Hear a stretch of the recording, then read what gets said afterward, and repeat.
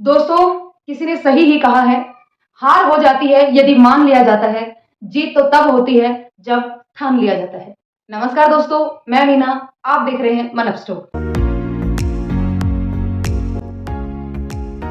दोस्तों, शुरू करते हैं एक छोटी-सी कहानी, जो आपको जीवन में बहुत बड़ा लेसन देकर जाएगी। चलिए दोस्तों, इस कहानी को शुरू करते हैं। एक छोटा बच्चा होता है, पहले के टाइम में बच्चों को पढ़ने के लिए गुरुकुल में भेजा जाता है। उस बच्चे का भी एडमिशन गुरुकुल में करवा दिया जाता है। दोस्तों, काफ़ी सारे बच्चों के साथ पढ़ने बैठता है। गुरुजी सभी को विद्या दे रहे थे, विद्या का दान दे रहे थे, सभी को कुछ ना कुछ सिखाने की कोशिश कर रहे थे। सब बच्चे सीखते हैं मगर वो बच्चा नहीं सीख पाता। काफ़ी कोशिश करने के बाद भी वो बच्चा कुछ भी नहीं सीख पाता। 1 साल हो गई, बच्चों को अगली कक्षा में प्रमोट कर दिया गया, यूँ कहें कि अगले स्तर पर भेज दिया गया, परंतु वो लड़का वहीं की वहीं रहा, जहाँ से उसने शुरू किया था। काफ़ी परेशान होने के बाद गुरुजी ने एक दिन उस बच्चे को बुलाया और बच्चे से कहा, "बेटा, मैंने अपनी तरफ से वो सारी कोशिश कर ली है, लेकिन मैं तुम्हें कुछ भी नहीं सिखा पाया। अब तुम ऐसा करो, अपने घर जाओ, अपने माता-पिता के काम में उनका हाथ बँटवाओ, ताकि तुम्हारा जीवन उस हिसाब से गुज़रे, क्योंकि तुम कुछ भी सीखने में सफल नहीं हो पा रहे हो।" ये कह कर के गुरुजी उस लड़के को वापस घर भेज देते हैं। लड़का वापस जा रहा होता है। रास्ते में उसको प्यास लगती है। इधर-उधर देखता है कि कहीं उसे कुछ मिल जाए, तभी उसे दूर कुछ औरतें पानी का घड़ा लेकर जाती हुई दिखाई देती हैं। दोस्तों, वो देखता है कि अगर इधर से औरतें पानी का घड़ा लेकर जा रही हैं, तो ज़रूर यहाँ कहीं न कहीं पास में कुआँ होगा। वो धीरे-धीरे उस कुएँ तक पहुँच जाता है। वहाँ जाकर के औरतें पानी खींच रही थी कुएँ से, घड़े में भर कर के लेके जा रही थी। वहाँ वो रुक कर के पानी पीता है। तभी उसकी नज़र उस कुएँ के उस पत्थर पर पड़ती है, जहाँ से औरतें पानी भर रही थी, और उस पत्थर पर निशान बने हुए होते हैं। तो वो उन औरतों से पूछता है कि अम्मा जी या चाची, ताई, दादी जो भी, कि आपने ये पत्थर पर निशान कैसे बना दिए? औरतें उसे बताती हैं कि बेटा, ये पत्थर पे निशान हमने नहीं बनाए हैं। ये पत्थर पे निशान तो इस रस्सी से पड़ गए हैं, जिससे हम बार-बार पानी खींचते हैं। अब उस बच्चे की बुद्धि में बैठती है एक बात कि एक इतनी कोमल रस्सी इतने कठोर पत्थर पर निशान बना सकती है, तो मेरी बुद्धि क्या पत्थर से भी ज़्यादा जड़ है? क्या मैं बार-बार अभ्यास करूँगा तो क्या मैं सफल नहीं हो सकता? अब वो ठान लेता है कि अब कुछ भी हो जाए, जब एक कोमल रस्सी पत्थर पर निशान बना सकती है, तो मैं भी ज़रूर पढ़ सकता हूँ। वो उसी समय वहीं से वापस मुड़ जाता है और वापस गुरुजी के आश्रम पहुँच जाता है और गुरुजी से कहता है, "गुरुजी, अब तक जो हुआ मुझे उसके लिए माफ़ करना। लेकिन अब मैं ये सोच के आया हूँ कि मुझे ज़रूर पढ़ना है। आप मुझे एक मौका दे दीजिए। आगे अगर मैं नहीं पढ़ूँ, तो फिर मुझे वापस निकाल दीजिए।" गुरुजी ने उस बच्चे से पूछा कि बेटा, ऐसा क्या हो गया जो तुम एक बार निकाले जाने के बाद वापस आए हो और अब तुम पढ़ लोगे, जबकि पूरी 1 साल बीत जाने पर तुमने कुछ भी नहीं पढ़ा? तब वो बच्चा बताता है कि गुरुजी, जब मैं उधर से गुजर रहा था तो पानी भरने वाली जो रस्सी होती है, उस रस्सी ने उस कुएँ की मुंडेर पर, उस कुएँ के ऊपर जो पत्थर था, उस पत्थर पर निशान बना दिए। गुरुजी, जब एक कोमल रस्सी एक कठोर पत्थर पर निशान बना सकती है, तो मैं भी पढ़ लूँगा, मुझे विश्वास है। अब गुरुजी ने बच्चे के सिर पर हाथ रखा और कहा, बेटा, अब मुझे भी विश्वास हो गया कि तू ज़रूर पढ़ लेगा। दोस्तों, हरिवंश राय बच्चन की कविता की 2 लाइनें मैं आपके सामने सुनाती हूँ। जब तक सफल ना हो, नींद चैन को त्यागो तुम। जब तक सफल ना हो, नींद चैन को त्यागो तुम। संघर्ष का मैदान छोड़कर मत भागो तुम। बिना कुछ किए जय जयकार नहीं होती। कोशिश करने वालों की कभी हार नहीं होती। दोस्तों, एक छोटी सी कहानी आपके जीवन को बदल के रख देगी। कहानी ये है कि एक कॉलेज में एक एक्सपेरिमेंट किया गया और एक्सपेरिमेंट में कॉलेज के बच्चों के 2 ग्रुप बना दिए गए। दोनों ग्रुपों को एक-एक टास्क दिया गया और टास्क ये था कि उन्हें मटके बनाने थे। एक ग्रुप को 1 मटका बनाना था और दूसरे ग्रुप को 10 मटके बनाने थे। लिमिटेड टाइम दिया गया कि भाई 10 दिन में एक ग्रुप को केवल 1 मटका बनाना है और दूसरे ग्रुप को 10 मटके बनाने हैं। और फिर 10 दिन बाद उनका परीक्षण किया जाएगा, उनका जाँच की जाएगी कि किस ग्रुप ने इस कॉम्पिटिशन को जीता है, किसका मटका अच्छा बना है। तो दोस्तों, क्या सोच रहे हैं आप? आपके हिसाब से कौन जीता होगा? जी, शायद आप सोच रहे हैं कि जिस ग्रुप को 1 मटका बनाने के लिए दिया गया है, शायद वो जीता होगा। नहीं, आप गलत हैं। क्योंकि आप इसलिए गलत हैं क्योंकि चैलेंज जीता जिनको 10 मटके बनाने के लिए दिए गए थे, उनको। क्या कारण है? दोस्तों, जिन लोगों को, जिस ग्रुप को 10 मटके बनाने के लिए दिए थे, उनके पास पहला मटका उन्होंने बनाया, फिर उसने उसने देखा कि इसमें क्या-क्या कमियाँ हैं। फिर उन्होंने उन कमियों को दूर करते हुए दूसरा मटका बनाया। फिर जो कमियाँ रह गई थी, उनको दूर करते हुए तीसरा, चौथा, पाँचवाँ करते-करते अंतिम जो 10वाँ मटका बना, वो उनका परफेक्ट मटका बन के तैयार हुआ। जबकि ग्रुप नंबर जो 1 था, जिसको 1 मटका बनाने के लिए दिया गया था दोस्तों, उसके पास कंपैरिज़न करने के लिए कुछ भी नहीं था। उनके पास कुछ भी नहीं था जिससे उनको पता चल सके कि उनके अंदर, उनके मटके के अंदर क्या कमी रह गई थी। उन्होंने जो पहली बार में बना दिया, उनके लिए वो सही था। हालाँकि उन्होंने भी मेहनत ज़रूर की होगी अच्छा बनाने की, परंतु अगर उनके पास भी दूसरा मटका कंपैरिज़न के लिए होता, तो शायद वो उस मटके को ज़्यादा बेहतर बना सकते थे। तो दोस्तों, इस कहानी से हमें ये शिक्षा मिलती है कि जब भी हम कोई काम करें, अपने काम की तुलना अपने ही काम से करें, किसी दूसरे से नहीं। अगर हम अपने काम की तुलना अपने पहले वाले काम से करेंगे, तो ज़रूर हम अपने काम में सुधार कर पाएँगे, क्योंकि हम उसमें कमियाँ ढूँढ पाएँगे कि क्या कमी रह गई थी हमारे काम में, उन कमियों को दूर कर पाएँगे और काम को और अच्छे ढंग से कर पाएँगे। दोस्तों, किसी ने सही ही कहा है, ज़िंदगी में अगर कुछ पाना है, तो अपने तरीके बदलो, इरादे नहीं। दोस्तों, कई बार ज़िंदगी में ऐसा होता है, जब हम गलत फैसले ले लेते हैं, चाहे वो करियर के संबंधित हो सकता है या किसी और चीज़ से संबंधित हो सकता है। बहुत बार ऐसा होता है कि हमें पता चल जाता है, शुरुआत में हमें पता नहीं चलता है कि हम गलत फैसला लिया है कि सही, लेकिन कुछ समय व्यतीत होने के बाद हमें ये पता चलता है कि हमने जो फैसला लिया था, वो गलत था। इसलिए उस फैसले को अब सुधारें या नहीं, बहुत समय बीत चुका है। मान लो हमने करियर का चुनाव किया, हमने सोचा कि हम आईएएस बनेंगे और हमने तैयारी शुरू कर दी।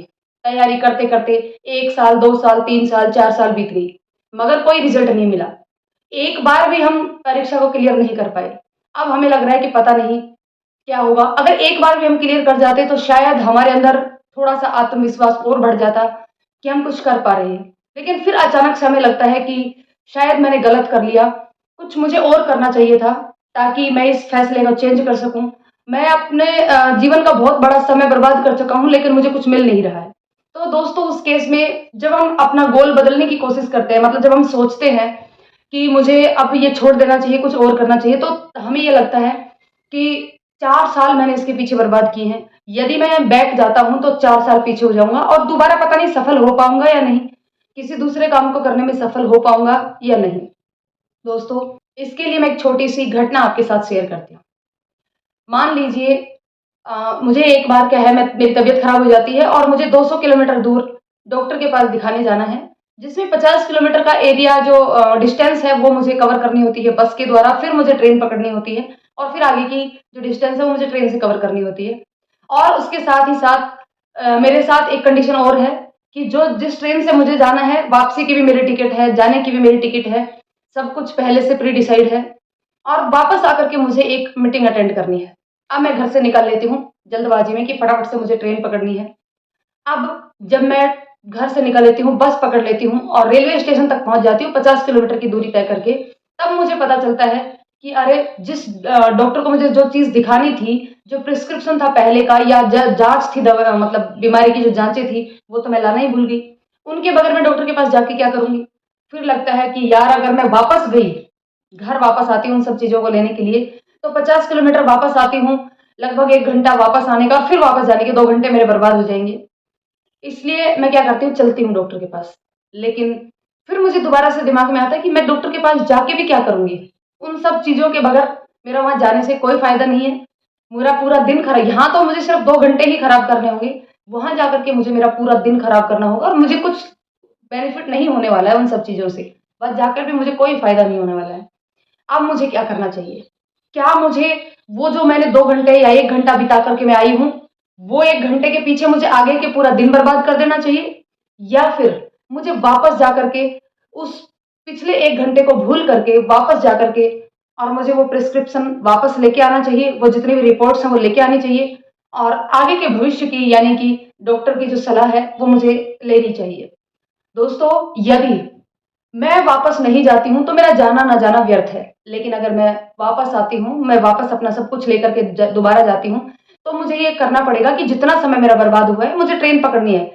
माना कि वो ट्रेन मुझे नहीं मिलेगी जिसमें मेरा रिज़र्वेशन था, लेकिन मैं कोई दूसरी ट्रेन पकड़ सकती हूँ। बिना अपना टाइम वेस्ट किए मैं जहाँ मुझे जाना है, वहाँ जा सकती हूँ। अपना डॉक्टर से जो भी करवाना है वो करवा सकती हूँ और वापस उस ट्रेन से तो कम से कम आ सकती हूँ जिसका मैंने टिकट करवाया हुआ है वापसी का। तो दोस्तों, ये एक छोटी-सी घटना हमें ये सीख देती है कि लाइफ में कई बार गलत डिसीज़न हो जाते हैं, लेकिन इसका मतलब ये नहीं कि हम उस गलत डिसीज़न को पकड़ के ही आगे बढ़ते रहें, उसके लिए सुधार ना करें। कोई बात नहीं, अगर कुछ गलत डिसीज़न हो गया, हमें वहाँ से उस सब चीज़ों को भूल जाना चाहिए कि हमने अब तक क्या किया है। अगर हमें लगता है कि वास्तव में अब ये जो मैंने डिसीज़न लिया था, ये वास्तव में गलत है, तो हमें उस पीछे बीती हुई सब चीज़ों को भूल जाना चाहिए और वापस से एक नई दिशा में एक नए काम को करना चाहिए। लेकिन यहाँ पे हमें डबल मेहनत की आवश्यकता होगी। जो हमारा समय बर्बाद हुआ है, उस समय को हमें वापस से प्राप्त करना है। वो वापस तो नहीं मिल सकता, लेकिन हम आगे और ज़्यादा समय बर्बाद ना हो, ये हम ज़रूर ध्यान रख सकते हैं। दोस्तों, एक छोटी-सी स्टोरी आपके सामने सुनाती हूँ। दोस्तों, एक राजा था। उसके अपने आस-पास के राजाओं से काफ़ी अच्छे रिलेशनशिप थे। आस-पास के राजाओं के यहाँ आना-जाना अच्छा था। लोग उनके पास आते थे, मतलब पड़ोसी राजा, महाराजा उनके पास आते थे, वो भी उनके पास जाते थे। आना-जाना होता था, गिफ्ट, उपहार वगैरह दिए जाते थे। एक बार एक विदेशी राजा उनके पास आए, उनके पास रुके, काफ़ी उनकी आवभगत हुई। जब वो जाने लगे, तो पहले वाले राजा की जो मेहमान नवाज़ी थी, उससे खुश होकर के जाते समय उस विदेशी राजा ने मेहमान नवाज़ी करने वाले राजा यानी कि मेज़बान राजा को एक गिफ्ट दिया, एक बहुत ही कीमती पत्थर उपहार में दिया। दोस्तों, उस कीमती पत्थर को पाकर के राजा बहुत प्रसन्न हुआ, वो बहुत पसंद आया राजा को। उसने अपने मंत्री को बुलाया और मंत्री से कहा कि ये पत्थर लेकर के जाइए और इससे एक बहुत ही सुंदर तस्वीर बनवाइए और इसके बदले मैं आपको सोने की 100 मोहरें दूँगा। तो मंत्री जाता है और एक प्रसिद्ध मूर्तिकार के पास जाता है और ले जाकर के पत्थर दिखाता है और उससे कहता है कि भैया, राजा ने इसकी बहुत ही सुंदर मूर्ति बनाने के लिए कहा है और इस मूर्ति के बदले राजा आपको 100 सोने की मोहरें देंगे। मूर्तिकार प्रसन्न हो जाता है और तुरंत हाँ कर देता है कि ठीक है, मैं इसकी बहुत ही सुंदर मूर्ति बना के आपको दे दूंगा। 2 दिन बाद आप लेकर के चले जाना। ठीक है। अब मूर्तिकार उस पत्थर से मूर्ति बनाना शुरू करता है। वो हथौड़ी लेकर के उस पत्थर पर चोट मारता है। 10, 20, 30, 40, 50 लगभग 50-55 चोट मारने के बाद मर्द जो मूर्तिकार होता है वो परेशान हो जाता है और उठा करके अपनी छेनी हथौड़ी साइड में पटक देता है। ये पत्थर तो टूट ही नहीं रहा, इसकी मूर्ति कैसे बनेगी? नहीं होगा मुझसे। उठा के साइड में रख देता है। 2 दिन बाद मंत्री आता है और पूछता है कि भाई, मूर्ति तैयार हो गई हो तो मुझे दे दो। मूर्तिकार कहता है नहीं भैया, वो पत्थर से मूर्ति बन ही नहीं सकती। मैंने इतनी चोट उस पे मार ली, वो टूटा ही नहीं। जब एक पत्थर टूट ही नहीं सकता तो उसकी मूर्ति कैसे बन सकती है भला? आप इस पत्थर को ले जाइए, मुझे नहीं चाहिए आपकी सोने की मोहरें और मुझसे नहीं हो पाएगा, ये नहीं बन सकती इससे मूर्ति। अब चूंकि मंत्री को तो मूर्ति बनवानी थी किसी भी हाल में, क्योंकि राजा का आदेश था। अब मंत्री उस पत्थर को लेकर एक साधारण मूर्तिकार के पास जाता है और उस मूर्तिकार से कहता है कि भाई, राजा ने इसकी एक बहुत ही खूबसूरत मूर्ति बनाने के लिए कहा, एक बहुत ही कीमती पत्थर है, आप इसकी मूर्ति बना दीजिए और इसके बदले राजा आपको 100 सोने की मोहरें देंगे। अब साधारण मूर्तिकार था, उसने सोचा चलो एक पत्थर से मूर्ति ही तो बनानी है, तैयार हो जाता है। जैसे ही पहली हथौड़ी मारता है उस पत्थर पर, वो पत्थर टूट जाता है और उस साधारण मूर्तिकार ने उस पत्थर से मूर्ति बना करके मंत्री को दे दी जाती है और मंत्री उसे सोने की 100 मोहरें दे करके चला जाता है। दोस्तों, इस छोटी सी कहानी से क्या शिक्षा मिलती है? इससे यह सीख मिलती है कि दोस्तों, हम जब मेहनत करते हैं तो कई बार हम असफल हो जाते हैं और फिर हम उस काम को करना छोड़ देते हैं कि नहीं, अब मुझसे नहीं हो पाएगा। नहीं दोस्तों, उस वक्त आपको उस काम को करना छोड़ना नहीं है। हो सकता है कि अगले ही प्रयास में आप उस काम को कर पाएं। अगर आपने अगले प्रयास करने से पहले उस काम को छोड़ दिया तो वो सोने की 100 मोहरें कोई और ले जाएगा। नहीं, हमें ऐसा नहीं होने देना। वो सोने की मोहरें तो हमें ही चाहिए। इसलिए कंटिन्यूअस, लगातार मेहनत करनी है। जब आपको लगने लगे कि अब मेरे से नहीं हो पाएगा, या जब आपको लगने लगे कि मैं बार बार असफल हो रहा हूं किसी काम को करने में, तो समझ जाइए दोस्तों कि सफलता आपके बहुत नजदीक है। बहुत ही जल्द आप सफल होने वाले हैं। इस कर्म भूमि में फल के लिए श्रम सभी को करना पड़ता है। भगवान सिर्फ लकीरें देता है, रंग हमें ही भरना पड़ता है। दोस्तों, एक छोटी सी कहानी जो आपके जीवन को बदल देगी। कहानी है एक छोटी सी चिड़िया की। एक बार एक घर था जो मतलब खाली था। मकान मालिक था, वो दूसरे घर में रहता था, परंतु उसका दूसरा घर जो था वो खाली था। तो वो उसने एक नौकर को छोड़ रखा था, जो उस घर की देखभाल किया करता था। एक दिन मालिक ने सोचा, चलो मैं भी इस घर को देख के आता हूँ, और मालिक जब घर में देखने के लिए पहुँचता है, तो वहाँ देखता है कि उस घर के एक कमरे के एक रोशनदान में चिड़िया ने अपना घोंसला बना रखा है, और उसमें छोटे-छोटे बच्चे भी हैं। चिड़िया बैठी उन बच्चों को दाना चुगा रही थी। जैसे ही उसने मालिक और नौकर को आते हुए देखा, चिड़िया उड़ जाती है। मालिक देखता है कि अरे! घर के अंदर तो घोंसला बना हुआ है। अब मालिक नौकर से कहता है कि ये घोंसला हटा देना यहाँ से। नौकर कहता है, जी मालिक, हट जाएगा। अब वो दोनों वहाँ से आ जाते हैं। कुछ देर बाद दाना लेकर के चिड़िया वापस आती है और बच्चों को दाना खिलाती है। तो बच्चे कहते हैं, माँ, आज मालिक और नौकर आए थे और वो यूँ कह रहे थे कि हाँ, ये घोंसला ना यहाँ से हटा देना। उसकी माँ कहती है, फिर नौकर ने क्या कहा? तो बच्चे बोले कि नौकर ने कहा, ठीक है मालिक, मैं हटवा दूँगा। तो चिड़िया बोली, कोई बात नहीं बच्चों, आराम से रहो। दूसरे दिन फिर से मालिक आता है नौकर के साथ, फिर देखता है, अरे! घोंसला तो हटा ही नहीं है। वो फिर से नौकर को बोलता है कि घोंसला अभी तक हटा नहीं, मैंने तुमसे कहा था इस घोंसले को हटवा देना। तो नौकर ने कहा, मालिक, मैंने भी कहा था मेरी पत्नी से कि घोंसला हटा देना, उसने नहीं हटाया। कोई बात नहीं, आज हटवा दूँगा। वापस दोनों चले जाते हैं। चिड़िया फिर आती है, बच्चे फिर से कहते हैं, माँ, आज फिर मालिक और नौकर आए थे और उन्होंने फिर से कहा है कि घोंसला हटा देना। फिर माँ ने कहा कि नौकर ने क्या कहा? तो बच्चे बोले, नौकर ने कहा है, मालिक, कल मैंने पत्नी से कहा था हटवाने को, लेकिन उसने नहीं हटाया, मैं आज हटवा दूँगा। तो माँ बोली, बच्चों कोई बात नहीं, तुम आराम से रहो। तीसरे दिन फिर मालिक और नौकर आए, फिर मालिक ने देखा घोंसला अभी तक है, हटाया क्यों नहीं? तो नौकर ने कहा, मालिक, माफ़ करना, मैंने मेरे बेटे से कहा था घोंसला हटाने को, उन्होंने हटाया नहीं, मैं कल हटा दूँगा। अब चिड़िया आती है, बच्चे फिर से रिपीट करते हैं, माँ, आज फिर आए थे दोनों और वो फिर से घोंसला हटाने की बात कर रही थी। फिर चिड़िया ने कहा कि नौकर ने क्या कहा? माँ, नौकर ने कहा है कि मैं कल खुद घ घोंसला हटा दूँगा। तो चिड़िया बोली, बच्चों, अब तुम तैयार हो जाओ, अब हमें किसी दूसरे घर को ढूँढना होगा, हमें कहीं और अपना आसरा देखना होगा। अब चिड़िया के बच्चे बोले, माँ, 3 दिन से मालिक कह रहा था, तब तो आपने हमें यहाँ से ज उड़ने के लिए नहीं कहा। आज आप क्यों कह रही हैं? तब चिड़िया बच्चों से बोलती है, बच्चों, 3 दिन तक नौकर ने किसी और से घोंसला हटाने के लिए बोला है, खुद घोंसला हटाने के लिए नहीं कहा। तो जब तक कोई व्यक्ति किसी काम को खुद से नहीं करता, वो काम नहीं होता है। दूसरों से करवाए तो ज़रूरी नहीं है वो होगा।